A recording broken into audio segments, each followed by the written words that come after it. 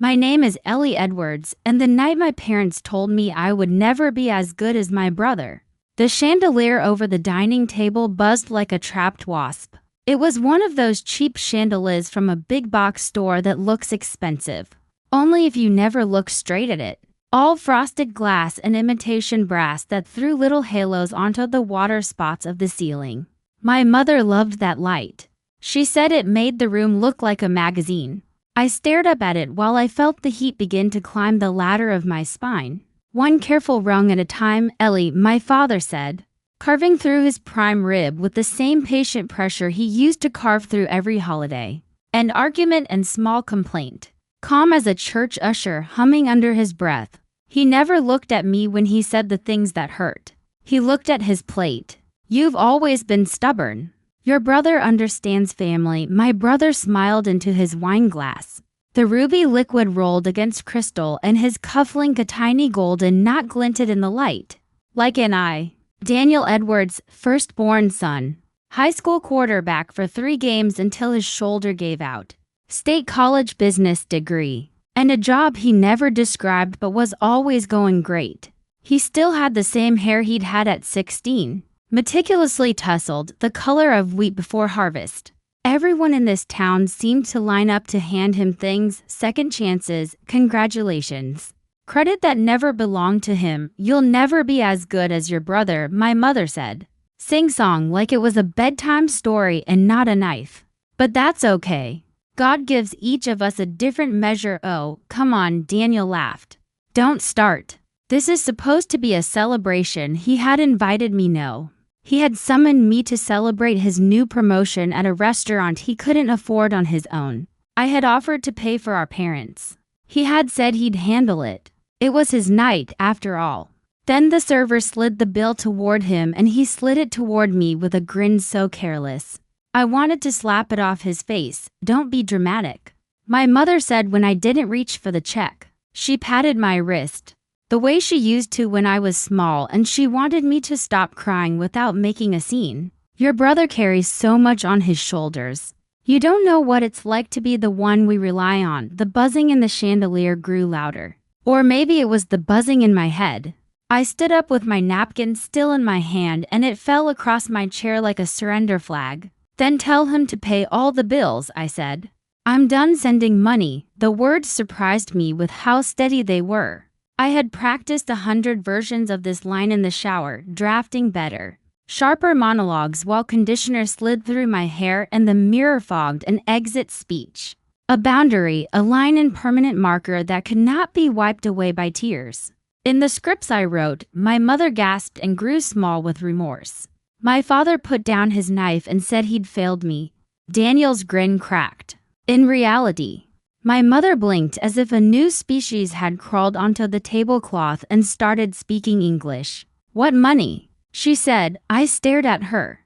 The money I've been sending you for 2 years. She tilted her head. Her lipstick was the exact soft pink of her prom dress in the photo that hung above the mantel in the house where I'd grown up, where she had taught me that the correct way to stand in a picture was with your shoulders back and your belly pulled tight. We never received a single dollar from you, sweetheart. For a moment, I thought she was playing some kind of cruel theater to guilt me into continuing. Then I looked at my father. He had stopped humming. He had set down his fork. Finally, and he was watching me with a frown I had not seen since the day I was 14, and he caught me leaving for school in a skirt that violated the dress code because it hinted I had a body. Ellie, he said carefully. We would never lie to you about something like that. I turned to my brother. Daniel's face was a miracle of innocence. Eyebrows raised, mouth slightly open, palms a little up. I mean, maybe your transfers didn't go through? He offered. You know how banks are. The chandelier sizzled like it was about to catch fire. I've sent you. I said, my words slow enough to nail to the air, $22,000. Rent, stipends, utilities, the car loan you took out for mom after she fell, the medical bill co-pays, the roof repair after the February storm. I have records, Ellie, my mother said softly. We don't have a car loan. The room tilted.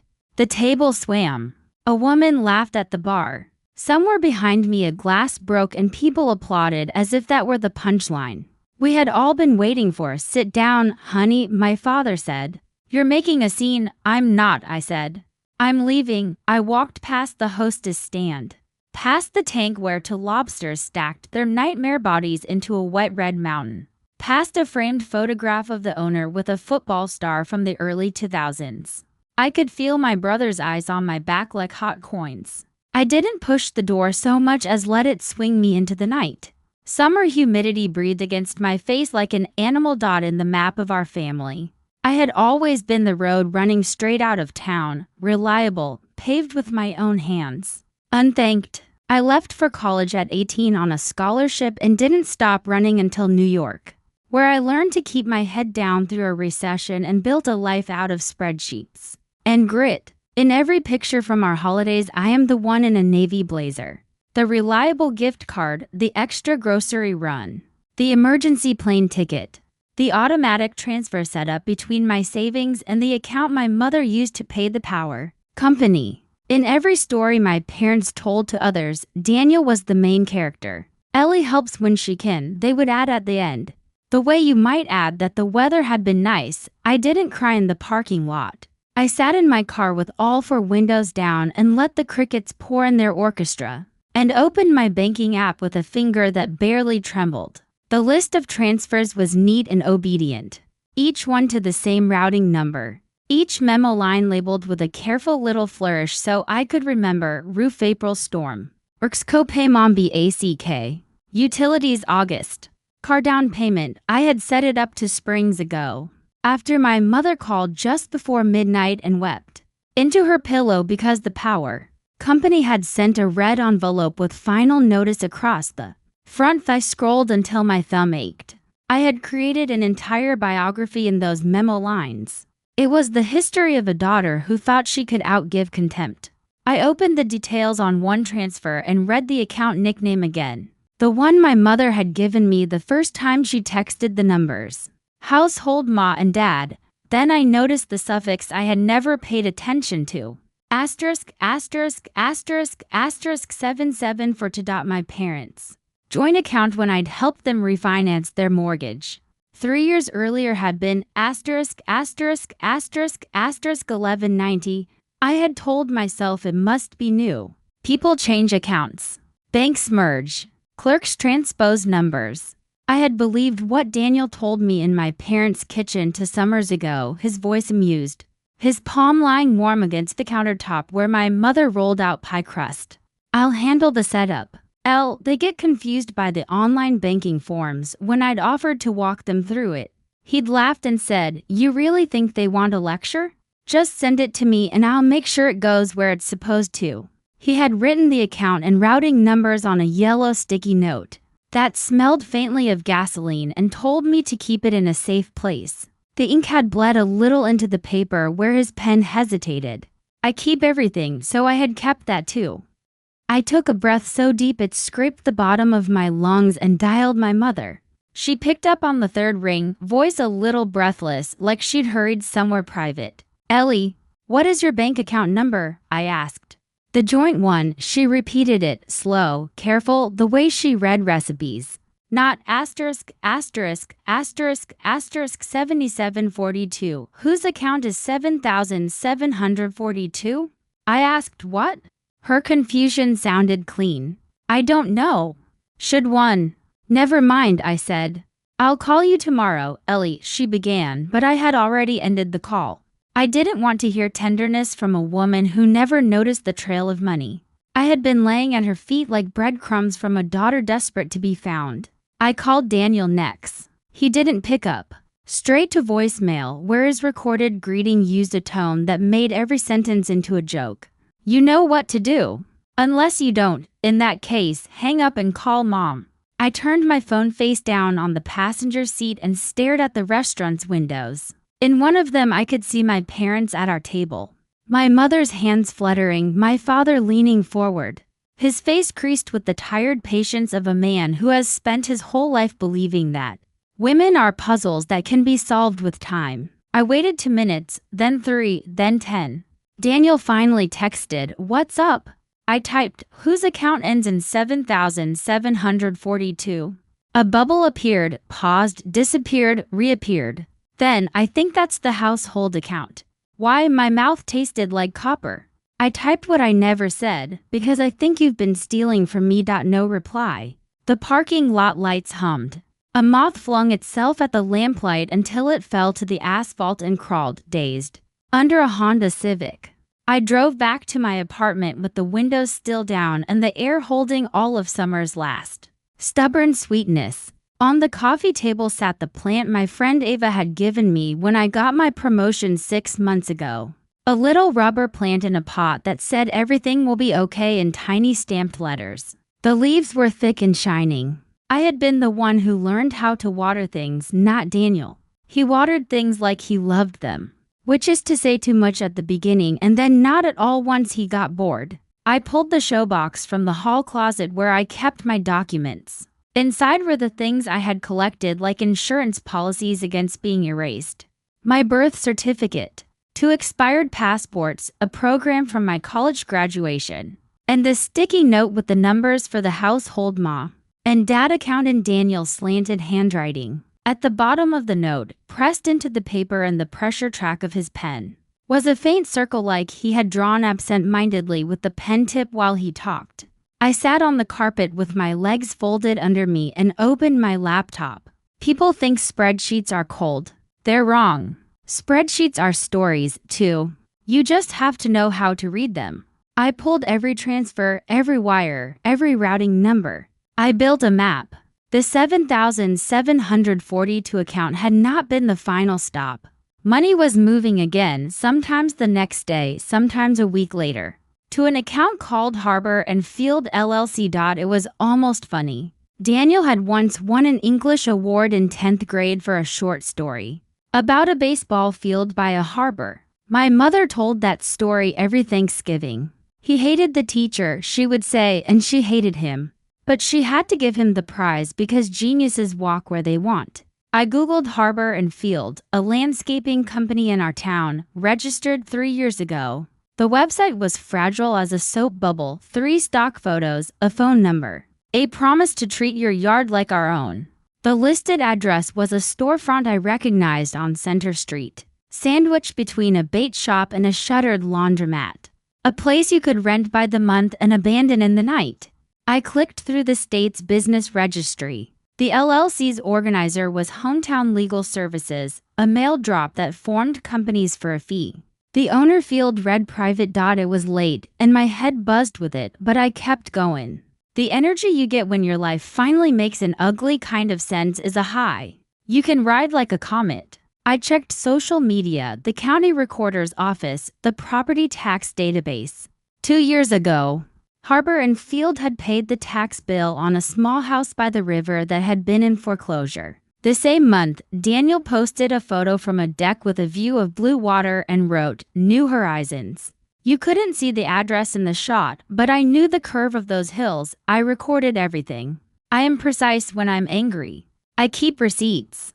I took screenshots, downloaded PDFs. On the last page of the transfer details from my bank there was a tiny phone number for fraud reporting. I stared at it and imagined the conversation. Hello. I'm a grown woman who has been paying my brother's imaginary bills because I wanted my mother to love me. Is that a crime? I didn't call, not yet. Shame is slower than rage. It comes limping after, patient, ready to climb into your lap and wrap its arms around your neck. I went to the fridge and ate the last piece of leftover quiche with my fingers. Butter crumbled and flaked down my forearms. I washed my hands and stared at my face in the bathroom mirror. I looked like a woman who knew what to do. The next morning, I took the 710 to the city where our bank kept its regional headquarters. I wore the charcoal suit I saved for presentations to skeptical clients. When I was a kid, our pastor preached a sermon about armor, how the faithful must put on theirs each morning. He meant the armor of God. I learned the armor of competence. I carried a leather folio with the logo of my firm embossed in gold, and I moved through the atrium like the woman whose signature approves the deals. At the fraud desk, I did not flinch. I need to trace a series of transfers, I said. I believe funds intended for account asterisk 1190 were diverted to another account asterisk 7742 without the consent of the owners. The woman on the other side of the counter had a braid thick as a rope, and the kind of polite voice that has been polished by 1,000 angry men. She looked at my folio. She looked at my eyes. "Do you have documentation?" She asked. "I do." We sat in a small room that smelled like paper and anxiety. She took my stack of printouts and she read them slowly, like a doctor reading an x-ray for a tumor you already know is there. When she asked who had given me the 7,742 numbers, I did not say my brother. I said, "A family member." She nodded as if she had guessed. It took half an hour for her to return with a supervisor, a man with a tie the color of an ulcer. They wanted me to tell the story again. I told it without shaking. "Ms. Edwards," the supervisor said finally, "we can't share information about third-party accounts. But we can open an investigation." "Do it," I said. He slid a form across the table. The dotted lines waited for my name like a dare. I signed. The pen dug a little trench through my married name Edwards that I had kept, even though I left the man 5 years earlier. On the line that asked for the suspected perpetrator's name, I left it blank. When I got back on the train, the sun had shouldered its way through the morning clouds and the river looked like hammered silver. I texted my mother, "I'm coming by tonight. There are some things you need to see." She replied with a heart and a prayer hands emoji I had never seen her use before. Maybe she thought I was going to apologize. I was not going to apologize. At 6. I parked in front of the house where I'd learned how to keep my voice soft and my hands busy. The shutters needed paint. The porch steps sagged a little. My father had always insisted on doing every repair himself, even when the repairs took 2 years and 3 arguments and 3 trips to the hardware store. The front door opened before I reached it. My mother stood there with a dish towel in her hand as if hospitality were a costume she needed to put on quickly. "Come in," she said, reaching for a hug that I stepped past. I heard the television in the living room murmuring a baseball game. A fork rang in the sink. My father looked up from the table where he was sorting mail into tidy stacks. "Pumpkin," he said. I spread my papers out on the dining table under the buzzing chandelier. I had highlighted in yellow and pink like a schoolgirl, though I hated that. It made me feel like I was preparing for a test I didn't consent to take. Still, clarity is a mercy. I began at the beginning. "These are the transfers," I said.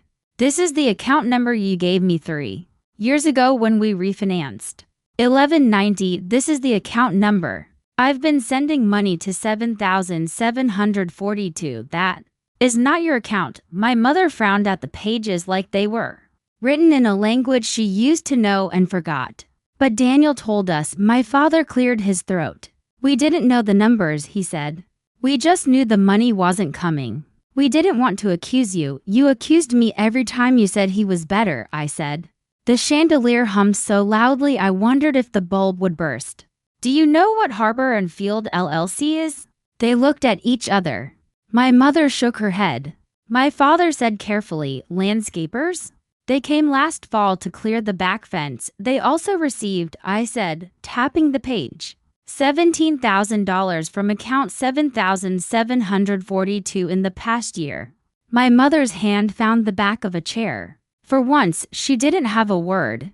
My father looked older than he had that morning, the skin under his eyes darker, as if northern lights had fallen and bruised his bones. "Where's Daniel?" I asked out. My mother whispered. "He said he had errands." I took a breath that scraped my ribs. "Call him," I said. "Tell him his sister is here. Tell him to bring the truth with him." My mother dialed. The ring filled the room. It went to voicemail. She tried again, then again. On the 4th attempt, he answered. I heard his voice, thinned by distance, airy as tissue. "Hey, Mom, I'm busy." "What's up?" "Your sister is here," she said. "She's talking about accounts. She's saying," her voice broke like a small branch, "Come home." Silence. The kind that is not empty but heavy like a pocket full of stones. Then Daniel, "I'll be there in 20. We waited. The sun went down as if pulled by a string, and the dining room filled with that beautiful, lying light that makes old wallpaper look elegant. I set the papers in a neat stack. I told myself I would not cry. When the door opened, the night rushed in with a smell of cut grass and something else I couldn't name. Daniel stepped into the room and looked at the table like I had spread out a low-stakes board game he could win by charming the dealer. He wore a polo shirt the exact blue of the sky in our after storms. He kissed my mother's cheek. He nodded at my father. He didn't look at me. Let's not be dramatic, he said lightly. What's the crisis? I slid the top page toward him. What is Harbor and Field? He glanced down. He flicked the paper back with 2 fingers. A job for who? For me. My mother made a sound like a kettle finding its boil. You said you worked for a logistics company. I do, he said. Harbor and Field is a side thing. My father folded his hands. Were you taking Ellie's money? What money? Daniel said, as if he had been waiting to deliver this line his whole life. Then he turned to me and smiled. You should really be more careful with your accounts, sis. I didn't blink. You took it, I said. You took $22,000. You told me you'd set up the transfers for them and you rerouted them to a shell company. He shrugged. Those are some big words. You always did like big words. My mother's hand flew to her mouth. She had always believed that if she was gentle enough, the truth would never need to be violent. Tell me you didn't, she whispered. Tell her you believe her, I said to my mother, my voice low. The way you speak to someone who is about to walk blindly into traffic. And you don't want to startle them into the path of the car. Daniel laughed. It wasn't a cruel laugh. That was the worst part. It was bored. I borrowed, he said. I always meant to pay it back. With what? I asked. The next lie? He finally looked at me then, the easy grin gone. Don't pretend you're a saint. You left. You made your money somewhere else. You didn't have to be here when Dad's shoulder went out and the roof leaked. And the water heater died. I fixed things. I kept this place standing. You kept it standing with my money, I said. He rubbed his jaw like he had stubble to lay the blame on. So what? It's family. The money is the same color. No, I said. It isn't. He spread his hands, palms up, the irony pose. What are you going to do, Ellie? Sue me? Turn me in? Get your little corporate friends to send me to jail? You'd love that, wouldn't you? You'd finally be better than your big brother. He looked at our parents. She's always wanted that. My father stood. The movement was so sudden the chair legs scraped around into the floor. Get out, he said to Daniel, his voice so quiet it was a different kind of loud. Go, now. Daniel blinked. The math fell out of his face and what was left was simply a boy who had never believed the day would come when the center would not hold him. Dad, he said, startled. Come on, go, my father repeated. Daniel glanced at me. There was fear there now, sly and bright. He looked at my stack of papers. He looked at my mother's hand, clenched in the dish towel like she might strangle the fabric. Then he pulled keys from his pocket and left without another word. The house sagged with the sound of his footsteps fading down the walkway. My mother sat at the table and stared at her hands as if they weren't hers. My father put both palms flat on the table and leaned as if he might be able to hold the earth still. I will make this right, I said. Not for him. For me. My mother lifted her head. Her eyes were wet but steady. How do you make a thing like this right? You start by telling the truth, I said. Then you let the truth do what it does. I gathered the papers into my folio. Daniel would not go quietly. Men like him treat consequence as an insult rather than a mirror. He would slash at me with family, with memory, with all the small favors he had done loudly and the large thefts he had done in whispers. He would hiss that I was cruel for taking away the scaffolding that kept him upright. But I had spent my life paying for a house that wasn't mine. It was time to change the deed. That night I couldn't sleep. Not because of fear. Because of the strange, light feeling of a door finally unlatched. I made lists in my head. If Harbor and Field was a company, then it filed taxes. If it filed taxes, it had records. If it had records, it had a trail. I had dealt with men like Daniel in corporate boardrooms. The kind who believed the rules were for decoration. They all made the same mistake. They left a prettier trail than they thought. At 3 a.m. I sat up and opened my laptop again. I wrote an email to a contact in the county prosecutor's office. A woman I'd met at a Women in Business fundraiser, whose card I had kept because I keep everything. I wrote another to a reporter at the local paper who owed me a favor for helping him understand a complicated financial statement last year. I wrote one more to myself, a list of lines I would no longer cross to win a love that would never be given.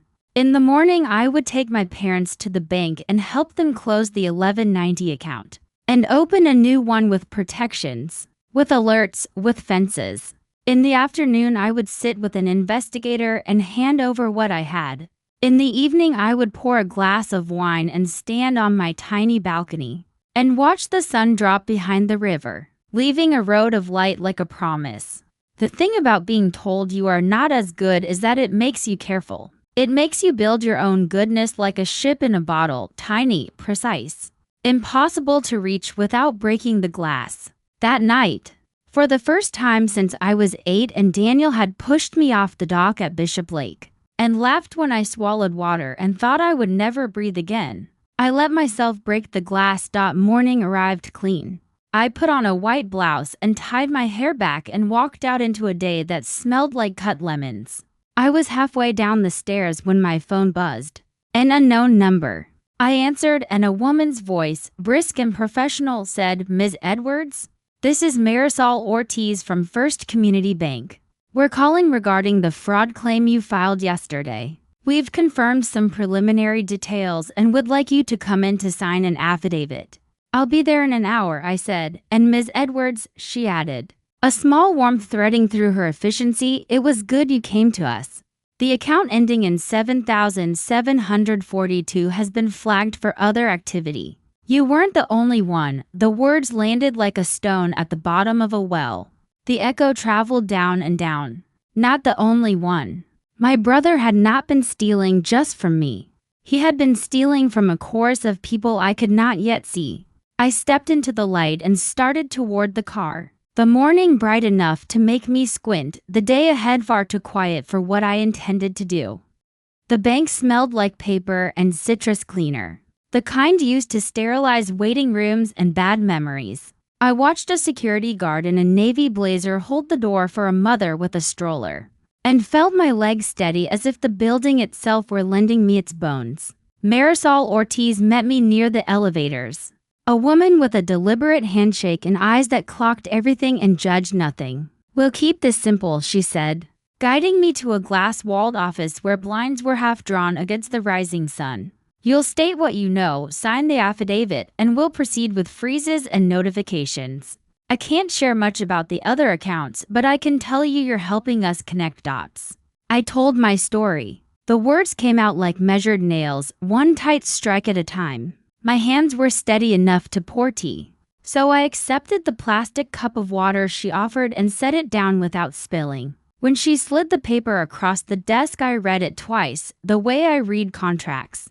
Then I signed in letters that looked like they belonged to a woman who would no longer apologize. "We'll be in touch, Ms. Edwards," she said. "For your safety, change your passwords, set up two-factor authentication, and consider a credit freeze." "I already have," I said. And that small sentence felt like a clean dress on a clean morning.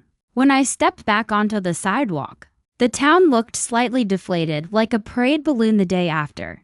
The awning over the bakery rattled in a breeze that smelled like sugar and yeast. I texted my parents to be ready at 10.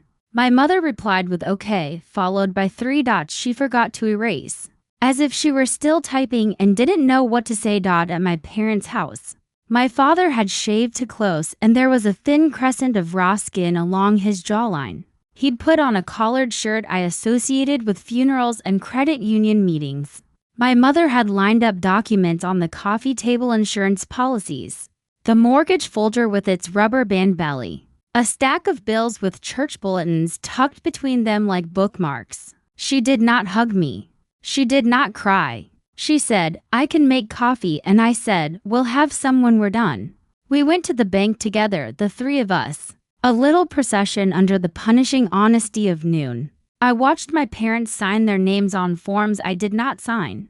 The lines of their signatures familiar and tired. The teller, a young man with perfect hair whose name tag said Chase, which felt like a cruel joke, explained fraud alerts and text messages and passwords. And my mother took notes in small tidy script as if she were back in high school, learning the parts of a flowered afterword. I took them to lunch at a diner with red vinyl booths that squeaked under grief. My father stirred his coffee without adding anything. My mother picked at a tuna melt as if it were a test she had not studied for. "He'll say we betrayed him," she said finally, very softly, to the condensation ring her water glass had left on the table. "He betrayed us." I said, "Truth doesn't flip just because someone cries when you tell it." My father watched traffic slide by the window. "I let him handle things," he said. I told myself it was good for him, responsibility. His voice cracked on the last word like an old door. "I'm sorry, Pumpkin, the nickname should have stung." It didn't, it was simply a relic on a shelf I no longer dusted. I nodded once to mark the sentence as heard, and paid the check before my mother could offer. At home, the house seemed to be listening. I printed the email thread with the prosecutor's office and placed it in a folder labeled with today's date. I set an alarm for 3. When I'd meet the investigator at the county building and hand over the rest, my screenshots, the LLC registration, the cross-referenced payments, the tidy grid I'd made in Excel with columns that glinted like rails. I had never been a crusader. I was an auditor disguised as a daughter. It turned out the disguise was thin. At 2:40, Daniel texted, "We need to talk." I stared at the gray bubble until my reflection in the phone darkened and sharpened. Then I typed, "County building. 3:15. Bring your memory." He didn't respond. The county building was a 1970s brick with windows like squinting eyes. Inside, the hall smelled like worn carpet and government hope. The investigator was a woman named Hargrove with square shoulders and a pair of reading glasses on a chain. She shook my hand once and listened without writing a word until I finished. Then asked a few questions that landed with the soft thud of competence. "You're thorough," she said finally, almost a compliment. "We'll coordinate with the bank. If your brother tries to move funds now, he'll trip wires. What happens next?" I asked. "We look. Then we move." She slid my folder back across the table. "If he comes at you, do not engage alone.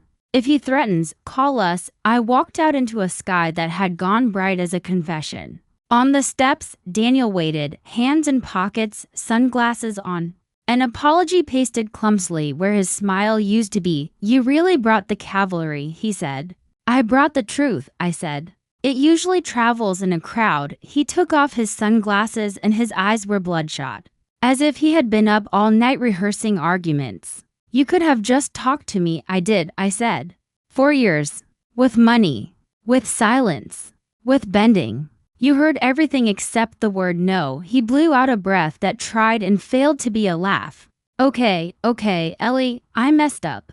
I'll pay it back." "You don't have it." "I'll get it." "How?" I asked. "Another company? Another mother?" For a moment there was the boy again. The one who'd convinced me to let him copy my biology homework because he swore he'd never manage to memorize the parts of a cell, and the test was tomorrow and he'd die. Then he swallowed it. "You're doing this to make them love you," he said. "You always were." "Not anymore," I said. "I'm doing it because I want to look at myself in the mirror and not see a coward." "You think you're brave?" he said, almost gently. "Wait until they turn on you." "They already did," I said, "when they decided to call theft help." He stared at me like he was trying to remember a password to a house he used to own. Then he put his sunglasses back on and stepped aside. "You'll regret this," he said. It wasn't a threat. It sounded like a line he'd heard in a movie and wanted to try out loud. I walked past him, down the steps, across the parking lot. I didn't look back. That night, I slept. Not long and not deeply, but real sleep, without the clatter of old chores in my head. I woke before dawn and took a walk by the river. The air was cold enough to straighten my posture. A man in a neon windbreaker ran past and nodded like we belonged to a secret morning club. Ducks arrowed quietly through ribs of silver water. I stood on the footbridge and watched light touch the far bank and thought, this is mine. Not the town, not the bridge, not the morning. The sense. The small, solid feeling in my chest that what I was doing lined up with who I said I was. By noon, calls started. The bank, the investigator, the reporter. Harbor and Field had a paper trail that led to a private mailbox in the next county. To rental trucks, a storage unit filled with equipment most likely bought on credit. Payments in and out. To my parents' neighbor for fence repairs that had never happened.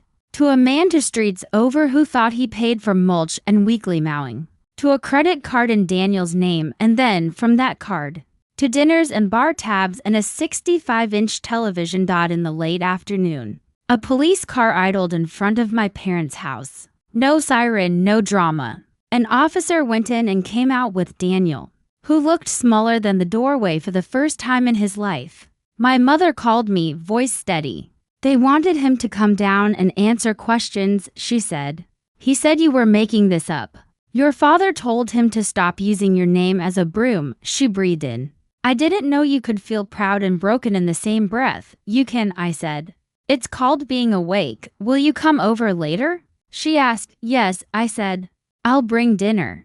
I bought rotisserie chicken and potato salad and green beans that squeaked in their plastic clamshell. When I arrived, my mother had set the table with the good plates.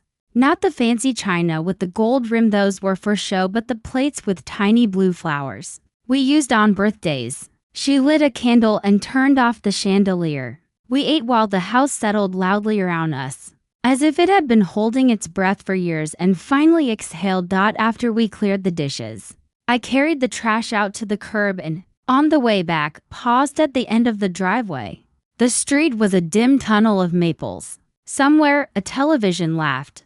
Behind me, through the front window, I could see my parents at the sink, moving together in a rectangular dance they had performed for 40 years. Rinse, hand, dry, stack. I felt, for a moment, like a girl again standing outside her own home, trying to decide if she was allowed to enter. The next weeks were an education in slowness. Investigations move like winter, steady, deliberate, disinterested in your discomfort.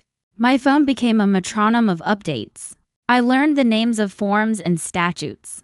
I practiced sentences in the mirror so I wouldn't cry while delivering them to people who needed me not to cry. At work, I hit my targets and wrote reports and gently declined happy hours. Ava stopped by with soup and a look that said, "Don't pretend you're fine." I didn't. I said, "I'm not fine."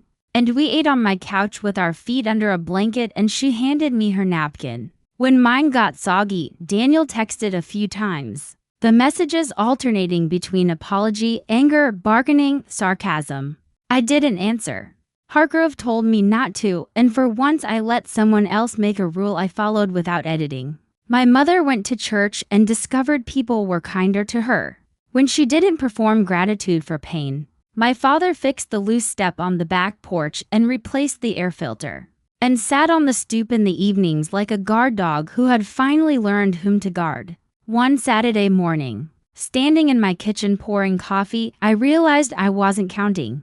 For months, years, maybe I'd counted everything: transfers, humiliations, tiny proofs of worth. The silence inside my head where the abacus had been felt like a room after music ends, and you can still feel the bass in your bones. I carried my mug to the window. The world was ordinary and bright. In late autumn, Hargrove called. "We've reached a plea," she said. "Restitution, probation, financial controls, mandatory counseling. He'll be paying for a long time." "Good," I said. The word did not taste like victory. It tasted like clean water after a day in the sun. "Do you want to make a statement at the hearing?" she asked. "No," I said, surprising myself. "I've said what I needed to." The night before the hearing, Daniel showed up at my apartment. I opened the door because not opening it felt like keeping a ghost. He stood there with his hands empty and his hair uncombed and said, "I'm sorry," and for the first time I believed he meant the words, not the relief they might buy him. "I know," I said, "I thought." He looked around as if the right phrase might be tucked on my bookshelf between a novel and a cookbook. I thought I was entitled. Because I stayed. Because they always told me I was the one. I know, I said again. I don't expect you to forgive me.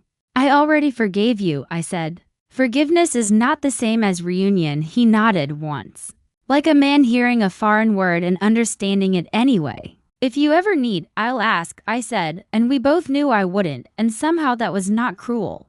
After he left, I stood by the sink and let the quiet settle on my shoulders. I thought of the first check I'd ever written at 22, careful loops, careful promises. I thought of the woman at the fraud desk whose braid lay heavy across her shoulder, like a rope anchoring a boat. I thought of my mother's small script and my father's raw jaw, and the way a house can learn to breathe again. And then I thought of a girl on a dock at Bishop Lake, 8 years old, coughing up water and laughing because the sun was so bright and the world was so hot, and she felt, for a second, like someone had held her under and then let her go, not to scare her, but to show her how good air could be. I stood at my own sink and breathed. The air was ordinary and miraculous. It filled my chest to the corners. In the months that followed, I sent my parents money exactly twice, once for a new water heater, because theirs died and winter doesn't care about pride, once for my mother's birthday because giving from choice felt nothing like paying a tax. Every transfer went to the right account. Every memo line was a sentence I could live with: water heater, happy heat. Mom BDAY for flowers and pie. When the holidays came, I said I'd host. I bought a paper table runner and candles that smelled like cedar. And I cooked a turkey that was a little dry and mashed potatoes so perfect they made me suspicious of myself. My parents arrived with a pie and a bag of rolls and a set of salt and pepper shakers, shaped like tiny robins, that my mother set on the table with a look that said, "Let's try again." We held hands. We did not pray from memorized lines. We said, clumsily, what we were thankful for.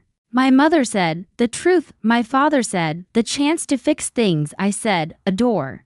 And the courage to open it. We ate. We told stories that were new. The chandelier over my table was a simple pendant lamp, and it did not buzz. The light was steady. I could see the faces I loved clearly. Later, after they left, I washed dishes and stood in the quiet and thought of the girl and the woman and the money and the long, dumb loyalty that had once felt like a substitute for love. I thought of the promise I'd made to myself on that balcony months ago, to live my life on purpose, not on autopay. I dried my hands on a clean towel and set it neatly on the oven handle. I turned off the lamp. Outside, the river kept moving the way it always had, smooth over its rocks, bright when it caught the moon. Somewhere, a brother was learning how to earn what he spent. Somewhere, a mother was sleeping through the night without the weight of pretend. Somewhere, a daughter was standing at a window and the glass between her and the world had finally become just something to see through. Ellie Edwards' story narrowed itself down to the kind of ending that doesn't roar, but resonates, a steady, unbroken note that you can carry in your chest long after the music stops. Final confrontation and sentencing came quietly. A plea deal, restitution, probation, mandatory counseling. The courtroom wasn't packed with drama, no gasps, no shouting. Just a gavel and a list of numbers that finally matched what Ellie had known all along. She didn't speak at the hearing. She didn't need to. The truth had already filled the room. Her parents sat 2 rows behind her. Her mother held a tissue she never used. Her father's hand rested on hers for the first time in years, not heavy with expectation, but light like permission. When the judge asked if there were victims who wished to speak, Ellie stayed seated. Her silence was its own statement. She was finished being the family's accountant of forgiveness. Healing the house back at her parents' home, the buzzing chandelier was gone. Her father had taken it down himself, saying only, "Some things shouldn't stay." The table was bare but cleaner, the wood showing scars from decades of meals, arguments, and reconciliations. Ellie didn't visit to rescue them anymore. She visited to share. Sometimes she brought dinner, sometimes just herself. And when her mother tried to apologize for not knowing, Ellie would stop her with a quiet, "Knowing now is enough." Reclaiming herself, her own apartment became more than a stopgap between obligations. She painted one wall a warm green, bought plants that thrived under her care, and hosted friends for evenings filled with laughter that wasn't purchased with sacrifice. She still sent money twice more, once for the water heater, once for her mother's birthday. But each time, she added a note in the memo line that read like a blessing rather than a plea. She built boundaries the way she had built her spreadsheets, precise, orderly, and unshakable. And for the first time, she lived inside them instead of handing them away. The quiet victory on Thanksgiving, she hosted dinner. Her parents arrived with rolls and a pie, and her father carried the salt and pepper robins her mother insisted belonged on the table. No chandelier buzzed above them, just a simple lamp that cast steady, forgiving light. They joined hands. No rehearsed prayers. Just three people saying clumsy words of gratitude, truth, second chances, courage. Ellie looked at the faces around the table and realized she no longer measured herself against her brother's shadow. She was her own light, steady and unbending, the ending that wasn't an ending months later. Standing on her balcony with a glass of wine, Ellie watched the river carry its silver weight downstream. Somewhere, her brother was learning the slow work of earning trust. Somewhere, her parents were practicing the art of seeing their daughter clearly, and Ellie? She was simply breathing. Fully, freely, without counting, because her story wasn't about being better than her brother. It was about being enough for herself, and that was the ending 10,000 words of survival. Distilled into one truth, she had finally stepped out of the shadow and into her own light.